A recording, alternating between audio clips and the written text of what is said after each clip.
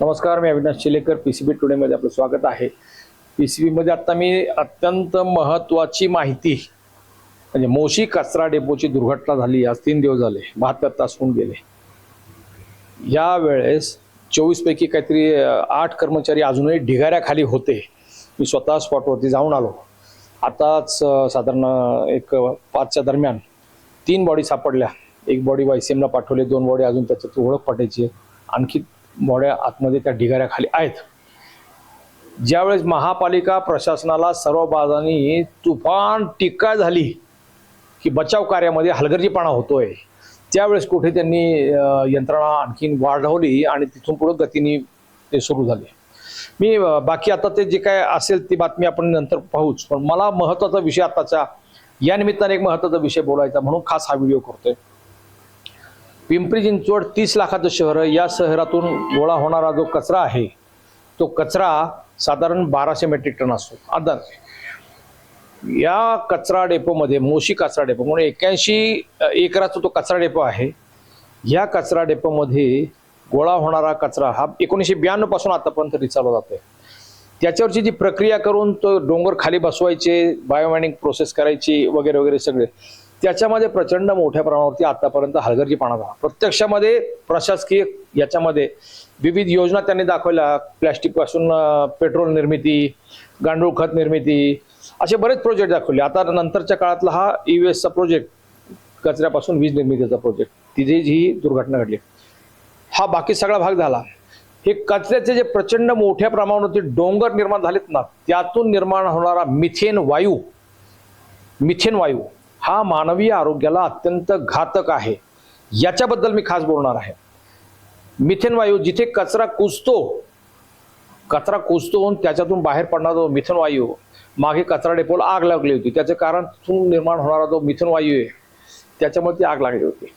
त्याच्यावरती चौकशी झाली, पुढे काय झालं काय माहित नाही. तो अहवाल दडपला. त्याच्यामध्ये सांगायचा हेतू, इतक्या मोठ्या प्रमाणावरती कचऱ्याचे जे डोंगर उभे राहिलेले आहेत त्यातून निर्माण होणारा जो मिथेन वायू आहे, भारतामध्ये सर्वाधिक मिथेन वायू या कचरा डेपोमधून बाहेर येतोय, असा अहवाल कोणी दिला होता?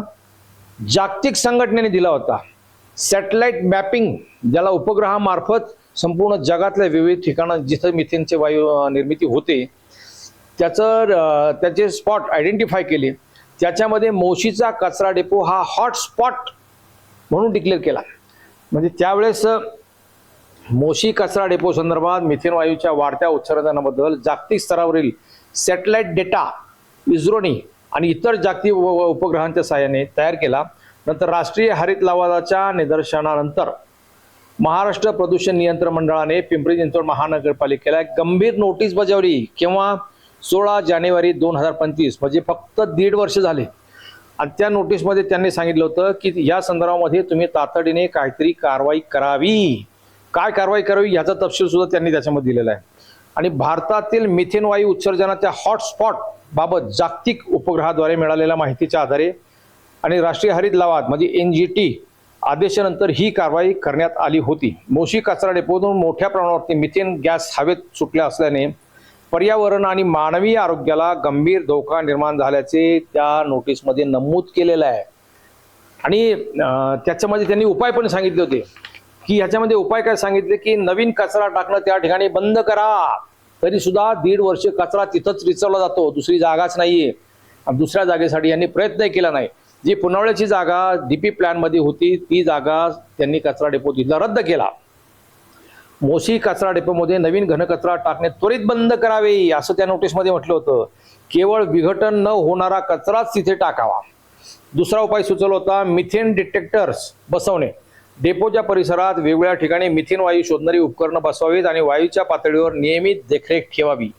काहीही केलं नाही 1.5 वर्षामध्ये या विषयावरती. बायोमायनिंगचा आराखडा, साचलेल्या जुन्या कचऱ्याच्या विल्हेवाटीसाठी कालमर्यादा आणि ठरवून ठोस आराखडा सादर करावा. फक्त बायोमायनिंगसाठी मला वाटतं आतापर्यंत साधारण 500 कोटी रुपये खर्च केला. बायोमायनिंगची प्रोसेस तिथं सुरू आहे. पहिल्या टप्प्यात आता मी जिथं गेलो त्यावेळेस पाहिलं, पण ती अत्यंत संथ गतीने आहे. आणि जो खर्च झाला त्याप्रमाणे मध्ये झालेलं काम हे अत्यंत विसंगत आहे. त्याच्यामुळे फक्त कागदोपत्री काम जे दाखवलंय 100 रुपयाचं, कागदोपत्री 100 रुपये, प्रत्यक्ष काम 50 रुपयाचं. असं ते सुरू आहे. गॅस कलेक्शन यंत्रणा म्हणजे मिथेन गॅस गोळा करून त्यापासून ऊर्जा निर्मिती करणे आणि सुरक्षितपणे तो गॅस नष्ट करण्याची यंत्रणा उभी करा. काहीही यंत्रणा उभी केलेली नाही. ही महापालिकेचे त्याच्यात दोष आहेत. दरम्यानच्या काळामध्ये महापालिकेकडून त्यांनी 2 लाखाची बँक गॅरंटी घेतली MPCBने महापालिकेकडून. आता ह्या दुर्घटनेनंतर ती बँक गॅरंटी परवा जप्त पण केली आहे. म्हणजे थोडक्यात सांगायचं की प्रशासनाने या विषयावर काय केलं? काहीही केलं नाही. दरम्यान याच विषयावरती पर्यावरण विभागाचे जे प्रमुख आहेत संजय कुलकर्णी, त्यांना आजच त्यांच्याशी बोलताना विचारलं की हे काय, ते म्हटले ती नोटीस चुकीची आहे, त्याच्यामध्ये काही तथ्य नाही आहे.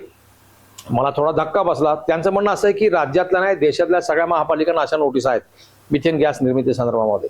पण त्या नोटीसमध्ये भारतामधला हॉटस्पॉट मोशी कचरा डेपो आहे.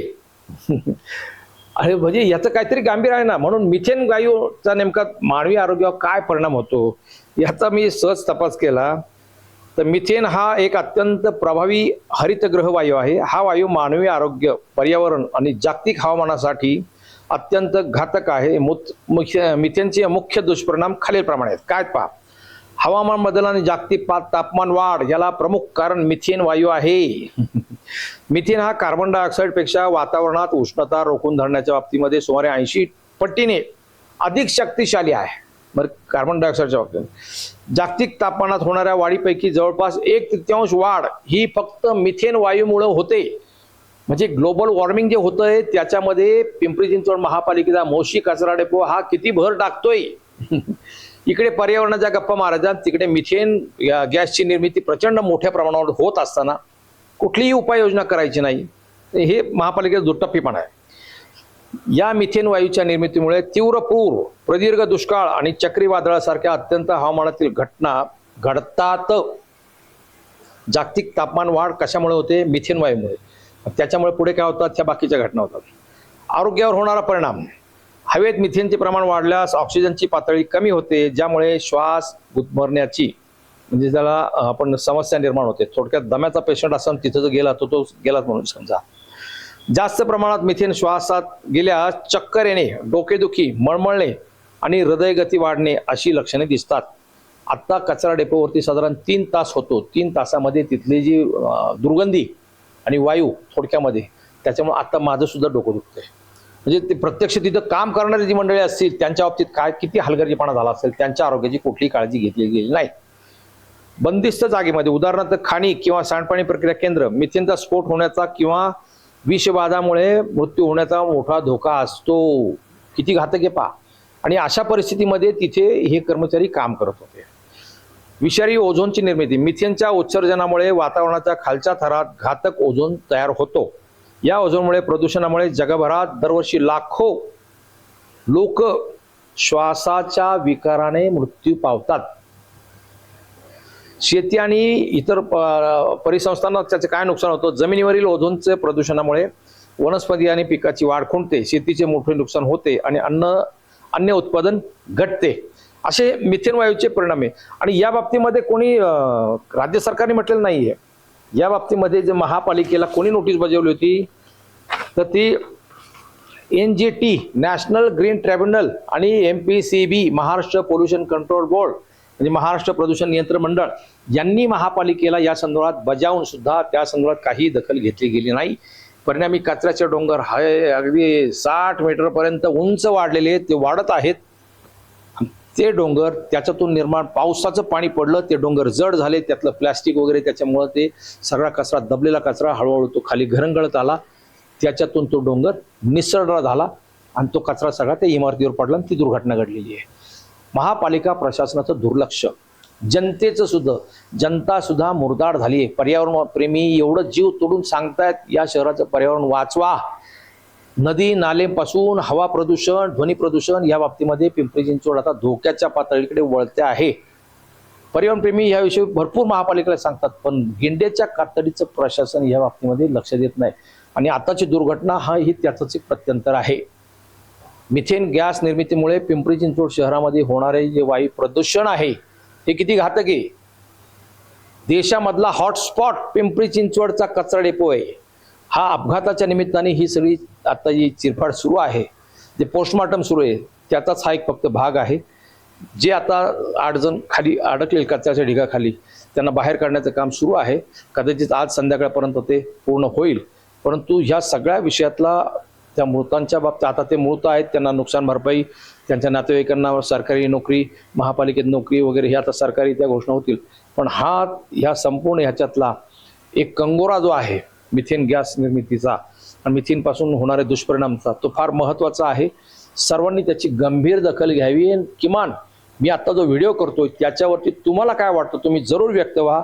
हा माझा एकट्याचा प्रश्न नाही, हा भावी पिढीसाठी अत्यंत महत्त्वाचा, शहराच्या पर्यावरणाच्या दृष्टिकोनातून अत्यंत जिव्हाळ्याचा विषय आहे. म्हणून खास हा व्हिडिओ केला. धन्यवाद.